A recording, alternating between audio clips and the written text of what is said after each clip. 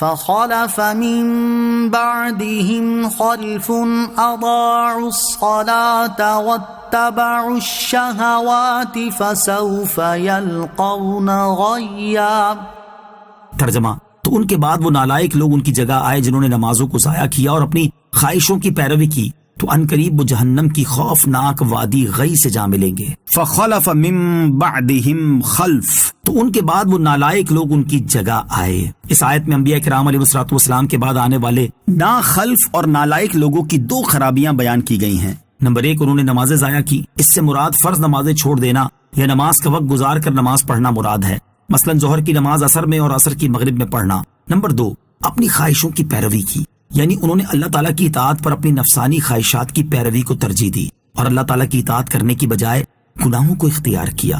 ایسے لوگوں کے بارے میں حضرت عبداللہ بن مسعود رضی اللہ تعالیٰ عنہ سے روایت ہے، اور یہ مسلم شریف کی حدیث ہے کہ رسول کریم علیہ الصلوۃ والسلام نے ارشاد فرمایا، اللہ تعالیٰ نے مجھ سے پہلے جس امت میں بھی جو نبی بھیجا، اس نبی کے لیے اس امت میں سے کچھ مددگار اور اصحاب ہوتے تھے جو اپنے نبی کے طریقہ کار پر کاربند رہتے۔ پھر ان صحابہ کے بعد کچھ نالائق لوگ پیدا ہوئے جنہوں نے اپنے کام کے خلاف بات کی اور جس کا حکم دیا گیا اس کے خلاف کام کیا۔ لہذا جس شخص نے ہاتھوں سے ان کے خلاف جہاد کیا وہ مومن ہے، اور جس نے ان کے خلاف زبان سے جہاد کیا وہ مومن ہے، اور جس نے دل سے ان کے خلاف جہاد کیا وہ بھی مومن ہے، اور اس کے بعد رائے کے دانے برابر بھی ایمان کا کوئی درجہ نہیں۔ نماز ضائع کرنے کی صورتیں اور 3 وعیدیں۔ اس آیت میں نماز ضائع کرنے کو سب سے پہلے اور دیگر گناہوں کو بعد میں ذکر کیا گیا۔ اس سے معلوم ہوا کہ نماز ضائع کرنا گناہوں کی جڑ ہے۔ نماز ضائع کرنے کی کئی صورتیں ہیں، جیسے نماز نہ پڑھنا، بے وقت پڑھنا، ہمیشہ نہ پڑھنا، ریاکاری سے پڑھنا اور نیت کے بغیر نماز شروع کر دینا وغیرہ۔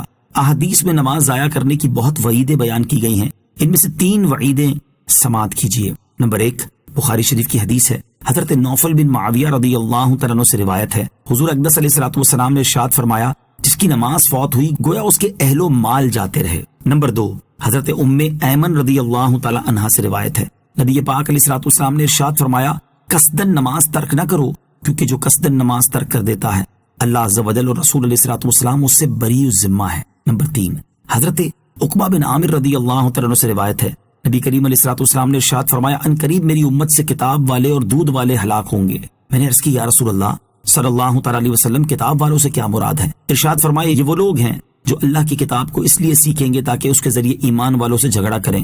میں نے پھر عرض کی، یا رسول اللہ صلی اللہ تعالیٰ علیہ وسلم، دودھ والوں سے کیا مراد ہے؟ ارشاد فرمائے، یہ وہ لوگ ہیں جو خواہشات کی پیروی کریں گے اور اپنی نمازیں ضائع کریں گے۔ فسوف یلقون غیا، ان قریب وہ جہنم کی خوفناک وادی غی سے جا ملیں گے۔ آیت کے اس حصے میں نمازیں ضائع کرنے اور اللہ تعالیٰ کی اطاعت کے مقابلے میں اپنی خواہشوں کی پیروی کرنے والوں کا انجام بیان کیا گیا کہ وہ ان قریب جہنم کی خوفناک وادی غی میں ڈال دیے جائیں گے۔ جہنم کی وادی غی کا تعارف، حضرت عبداللہ بن عباس رضی اللہ تعالیٰ عنہ فرماتے ہیں، غی جہنم میں ایک وادی ہے جس کی گرمی سے جہنم کی وادیاں بھی پناہ مانگتی ہیں۔ یہ ان لوگوں کے لیے ہے جو زنا کے عادی اور اس پر مصر ہوں، جو شراب کے عادی ہوں، جو سود خور اور سود کے عادی ہوں، جو والدین کی نافرمانی کرنے والے ہوں اور جو جھوٹی گواہی دینے والے ہوں۔ صدر الشریعہ مفتی امجد علی اعظمی رحمۃ اللہ تعالی فرماتے ہیں، غی جہنم میں ایک وادی ہے جس کی گرمی اور گہرائی سب سے زیادہ ہے، اس میں کنواں ہے جس کا نام ہب ہے۔ جب جہنم کی آگ بجھنے پر آتی ہے اللہ عز و جل اس کنویں کو کھول دیتا ہے جس سے وہ بدستور بھڑکنے لگتی ہے۔ قال اللہ تعالی، اللہ تعالیٰ نے ارشاد فرمایا، کلما خبت زدناہم سعیرا، جب بجھنے پر آئے گی ہم انہیں اور بھڑک زیادہ کریں گے۔ یہ کنواں بے نمازوں اور زانیوں اور شرابیوں اور سود خوروں اور ماں باپ کو ایذا دینے والوں کے لیے ہے۔